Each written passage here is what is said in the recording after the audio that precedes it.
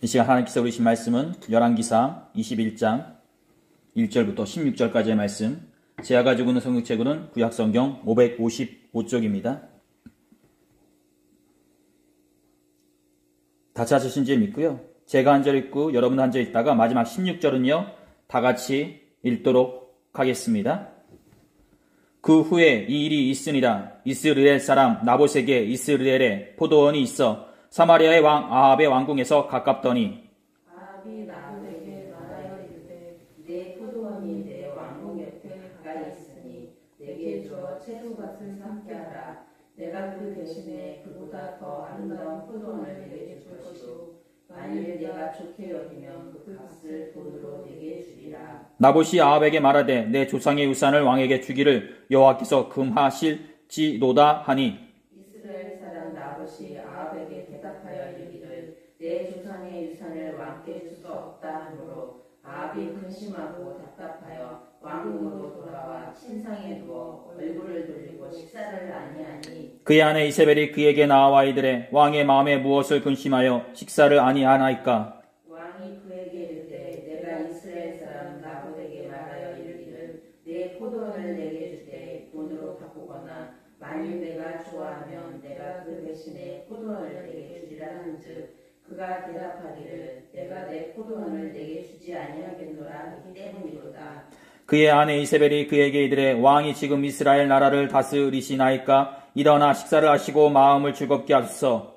내가 이스라엘 사람 나봇의 포도원을 왕께 드리리라 하고 아합의 이름으로 편지들을 쓰고 그 인을 치고 봉하여 그의 성읍에서 나봇과 함께 사는 장로와 기족들에게 보내니 그 편지 사연에 이르기를 금식을 선포하고 나봇을 백성 가운데 높이 앉힌 후에 불량자 두 사람을 그의 앞에 마주 앉히고 그에게 대하여 증거하기를 내가 하나님과 왕을 저주하였다 하게 하고 곧 그를 끌고 나가서 돌로 쳐주기라 하였더라. 그의 성읍 사람 곧 그의 성읍에 사는 장로와 귀족들이 이세벨의 지시 곧 그가 자기들에게 보낸 편지에 쓴 대로 하여 금식을 선포하고 나봇을 백성 가운데 높이 앉히매 때 불량자 두 사람이 들어와 그의 앞에 앉고 백성 앞에서 나봇에게 대하여 증언을 하여 이르기를 나봇이 하나님과 왕을 저주하였다 하며 무리가 그를 성읍 밖으로 끌고 나가서 돌로 쳐 죽이고 이세벨에게 통보하기를 나봇이 돌에 맞아 죽었나이다 하니 이세벨이 나봇이 돌에 맞아 죽었다 함을 듣고 이세벨이 아합에게 이르되 일어나 그 이스라엘 사람 나봇이 돈으로 바꾸어 주기를 싫어하던 나봇의 포도원을 차지하소서. 나봇이 살아있지 아니하고 죽었나이다.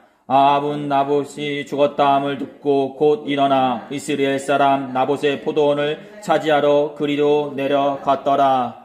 아멘.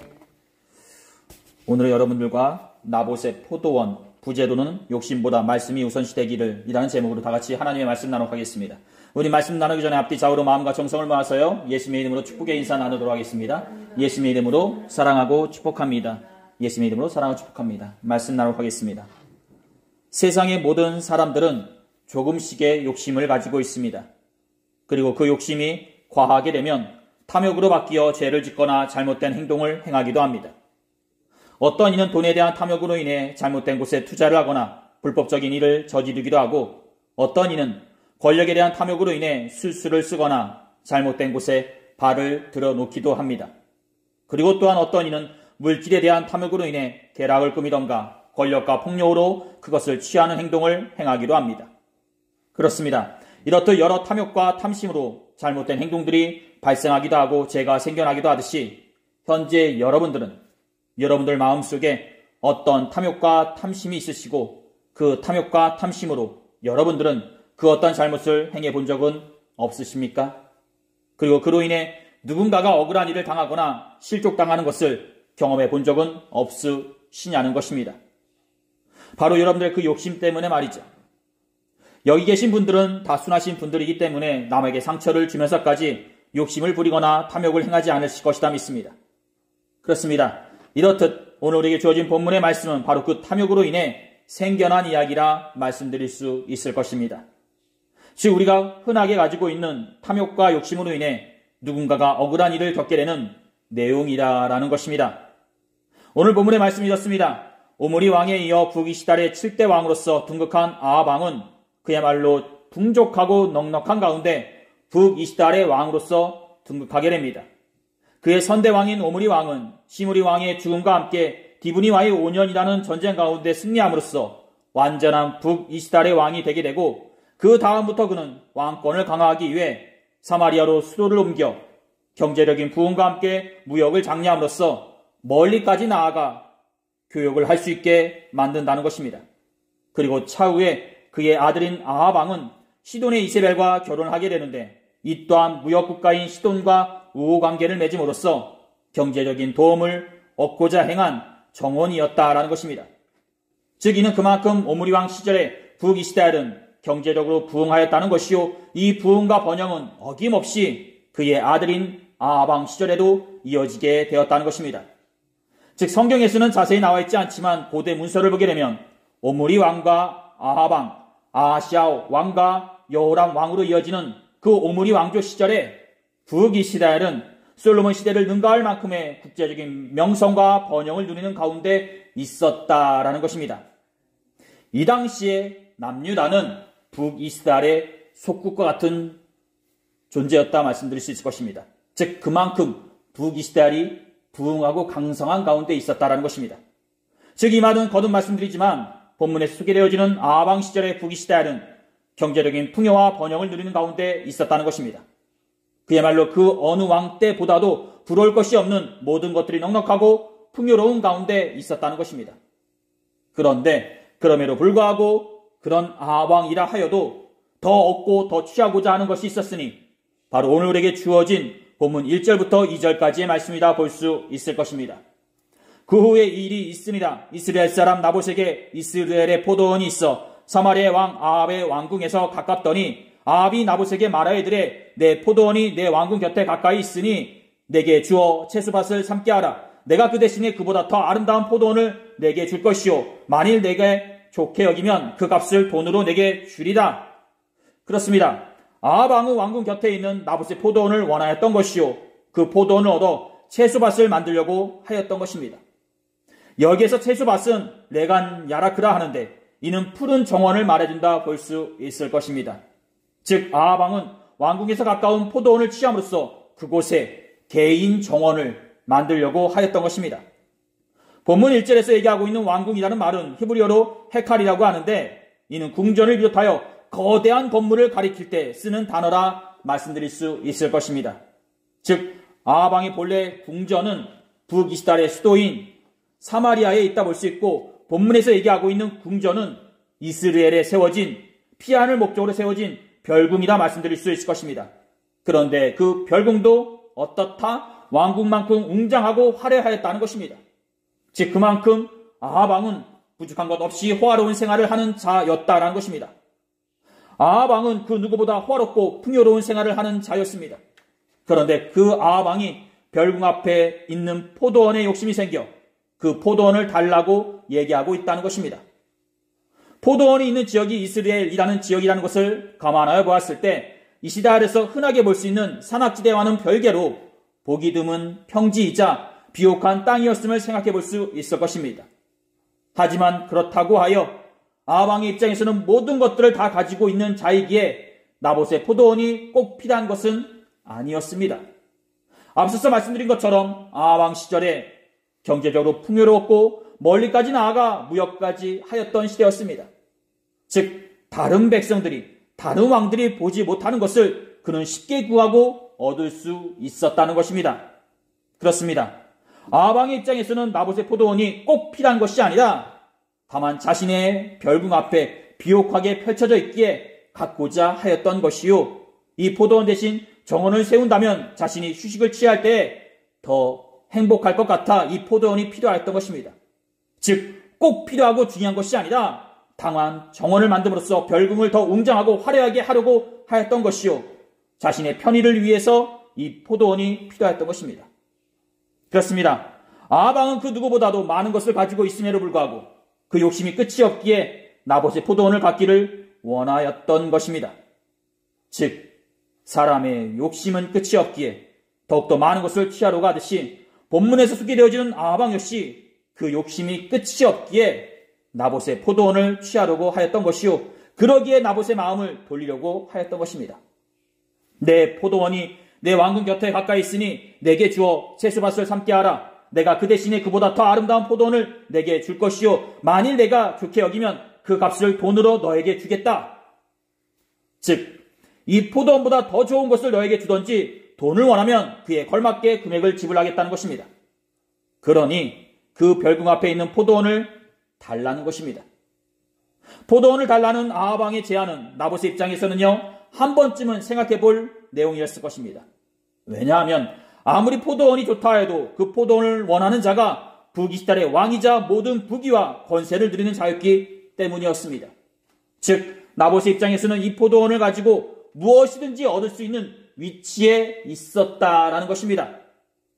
이 포도원을 가지고 아합 왕과 거래를 하는 가운데 속에 재물을 얻을 수도 있고 권세를 얻을 수도 있고 사회적인 지위와 명예를 얻을 수도 있었다는 것입니다. 사랑하는 성도 여러분, 한번 생각해 보시기 바랍니다. 포도원이 아무리 좋다 한들 현 시세보다 더 높게 쳐준다면 팔아야 되는 것이 당연한 현상이요.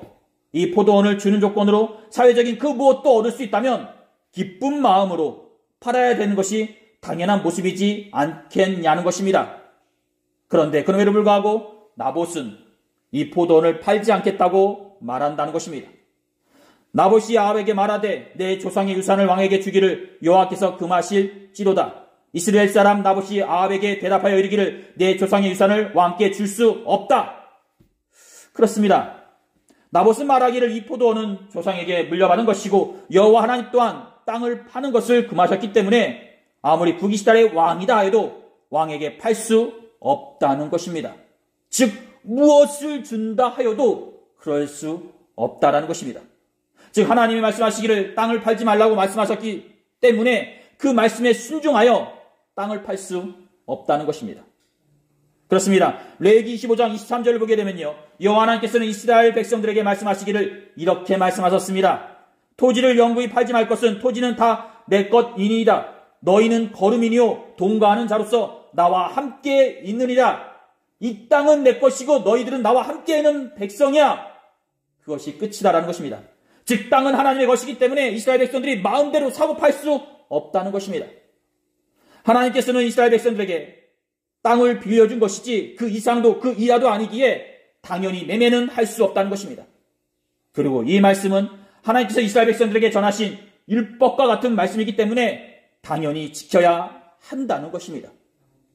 사랑하는 여러분, 하나님의 말씀이기 때문에 지켜야 한다. 이는 대단한 믿음이지 않나 싶습니다.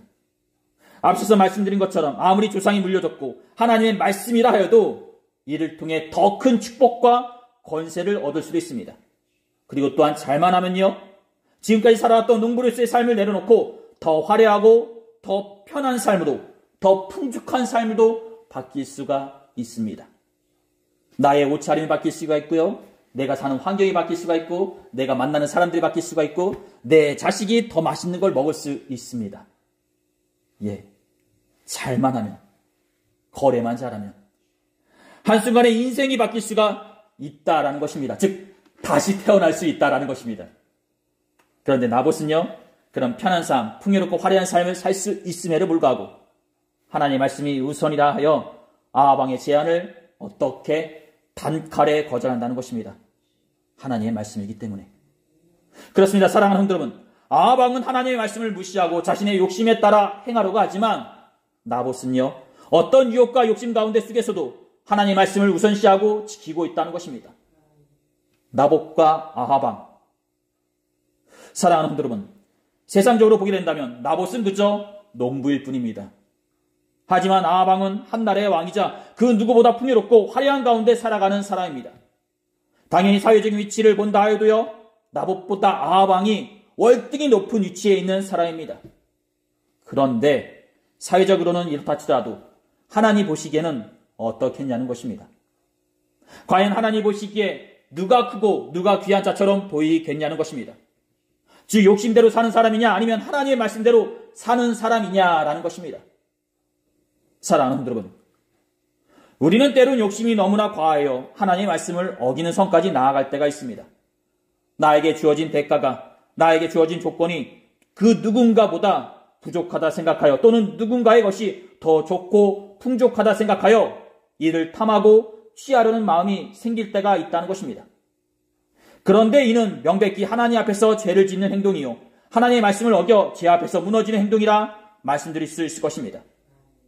다음은 이재철 목사님께서 쓰신 제자훈련 책 중에 하나인 새신자라는 책에 나오는 내용입니다.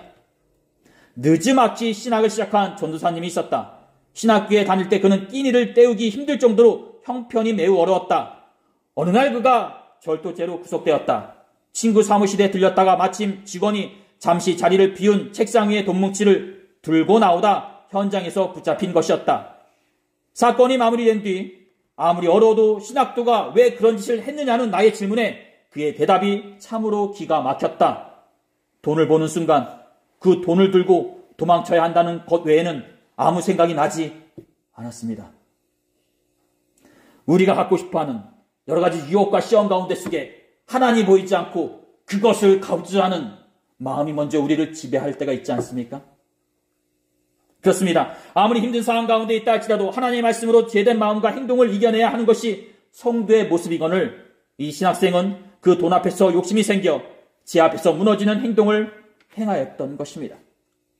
사랑하는 성도 여러분, 이렇게 힘든 상황 가운데 죄를 저지르는 일은 없다 하여도 혹여나 여러분의 것보다 남의 것이 더 커 보여 그것에 대해 욕심을 부리고 질투와 시기심을 가져본 적은 없으십니까?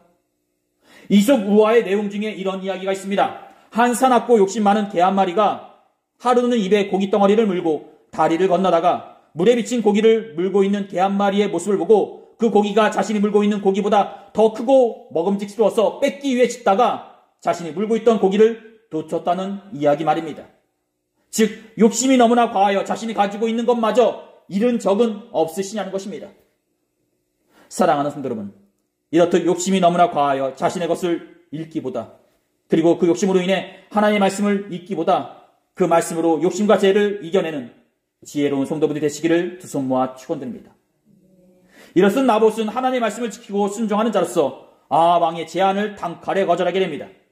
그리고 이 거절로 인해 자신이 갖고자 하는 것을 가질 수 없게 되자 아합 왕은 근심하면서 자신의 별궁으로 돌아와 침상에 드러눕게 됩니다. 본문 4절에 아합 왕의 심적 상태를 말해주고 있는 근심하고 답답하라라는 말은 기분 나쁜, 화난, 격분한 상태를 말해준다 볼 것입니다. 즉 자신의 뜻대로 가질 수 없게 되자 아합 왕은 분노하면서 별궁으로 돌아와 침상에 드러눕게 되었던 것입니다. 그런데 이 모습이 눈에 거슬렸는 뒤 그의 아내인 이세벨이 그의 마음을 달래기 위해 계략을 하나 꾸미게 되는데 그 내용이 이렇습니다. 그의 아내 이세벨이 그에게 이르되 왕이 지금 이스라엘 나라를 다스리시나이까? 일어나 식사를 하시고 마음을 즐겁게 하소서. 내가 이스라엘 사람 나봇의 포도원을 왕께 드리이다 하고 아합의 이름으로 편지를 쓰고 그 인을 치고 봉하여 그의 성읍에서 나봇과 함께 사는 장로와 귀족들에게 보내니 그 편지 사연에 이르기를 금식을 선포하고 나봇을 백성 가운데 높이 앉힌 후에 불량자 두 사람을 그의 앞에 마주 앉히고 그에게 대하여 증거하기를 내가 하나님과 왕을 저주하였다 하게 하고 곧 그를 끌고 나가서 돌로 쳐 죽이라 하였더라. 그렇습니다. 이세벨이 아합 왕의 마음을 달래기 위해 꾸민 그 계략은요, 그 욕심을 채우기 위해 꾸민 계략은 차마 입에 담지도 못할 만큼의 거북하고로 무서운 계략이었던 것입니다. 즉 그 욕심을 채우기 위해 하나님의 말씀을 묵묵히 지키는 죄 없는 자를 죽이는 그런 계략이었던 것입니다. 그리고 그 계략 가운데 성읍의 장독들과 귀족들 또한 동조하게 되고요. 이로 인해 나봇은 억울한 누명 가운데 죽음을 당하게 된다는 것입니다.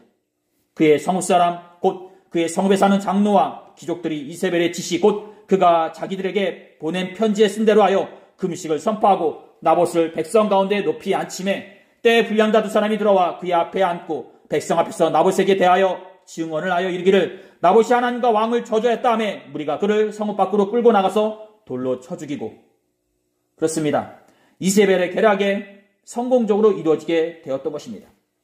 즉 아합 왕이 탐욕이 넘치는 자였다면 이세벨은 그 탐욕을 무서운 계략으로 발전시키는 자였던 것이요, 성읍의 장로들과 귀족들은 이에 동조함으로써 하나님 앞에 크나큰 죄를 저지르는 자들이었던 것입니다.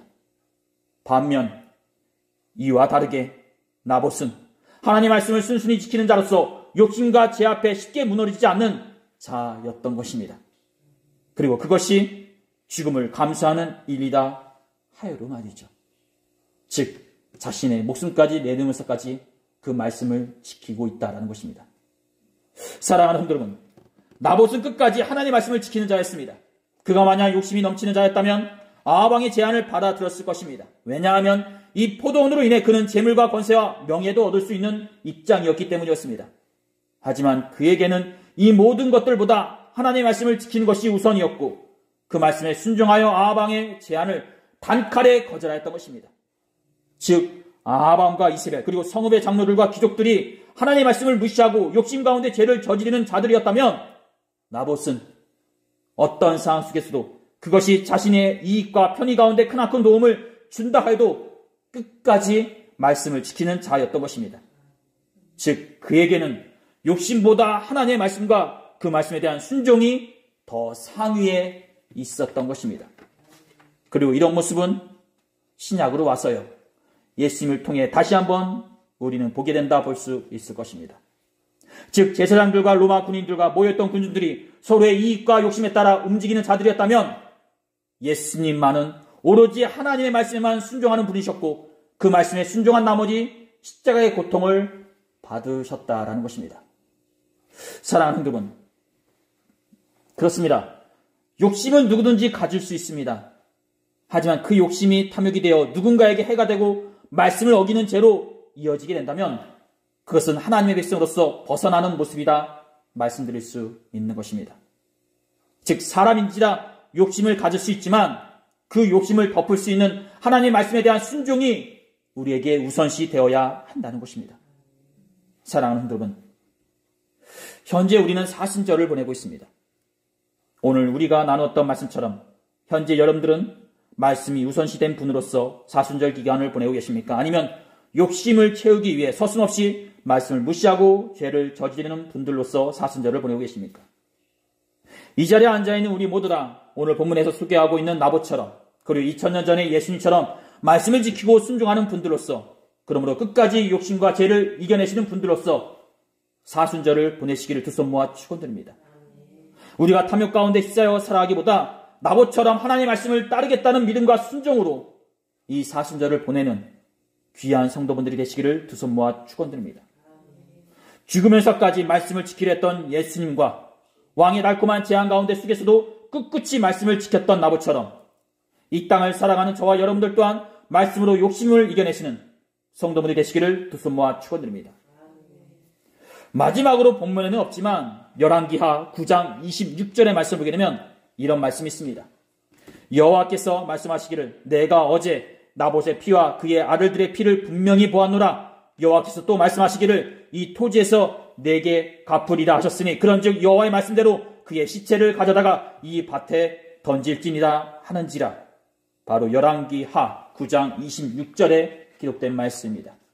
즉 모든 사람들이 욕심에 눈이 멀어 죄를 짓는 가운데 속에 나봇을 살아야 했지만 하나님께서는 이 모습을 간과하지 않으셨고 나중에는 그의 억울한 죽음을 대갚아 주셨다는 것입니다. 즉 세상의 모든 사람들은 덧부려하고 자신들 욕심 가운데 속에서 악한 일을 저질렀지만 살아계신 하나님께서는 그것을 고스란히 보고 계셨고 그것을 갚아주셨다는 것입니다. 야고보서 1장 15절에 욕심이 잉태한 즉 죄를 낳고 죄가 장성한 즉 사망을 낳느니라 라는 말씀처럼 아합과 이세벨의 그 욕심이 나중에는요 죽음으로 되돌아오게 되었던 것입니다. 사랑하는 여러분, 욕심이 아무리 있다 해도 그 욕심을 덮는 하나님의 말씀이 우선시되는 복된 성도분 되시기를 두 손 모아 축원드립니다. 우리에게는 그 모든 것을 덮는 하나님의 말씀이 있습니다. 그리고 또한 그럼에도 불구하고 하나님께서는 우리의 죄된 모습을 그 덮을 수 있는 은혜로서 항상 다가오십니다. 오늘 하나님께서 우리에게 주신 말씀은 여기까지입니다. 기도하시겠습니다. 귀하시고 복되신 우리 하나님 아버지, 오늘 우리는 사순절을 보내면서 나봇의 포도원의 사건을 통하여 욕심에 대해서 나누어 보았습니다. 현재 우리는 욕심 가운데 휩싸여 살아가고 있습니까? 아니면 그 가운데 속에서도 꿋꿋이 말씀이 우선시 된 자로서 살아가고 있습니까? 세상이 욕심 가운데 넘쳐난다 해도 믿는 우리를만이라도 그 욕심보다 우선시되는 말씀에 대한 믿음과 결단이 우선시되게 하여 주시옵시고 그 말씀에 대한 믿음과 결단으로 주님의 나라를 꿈꾸는 복된 주의 성도들이 되게 하여 주시옵소서.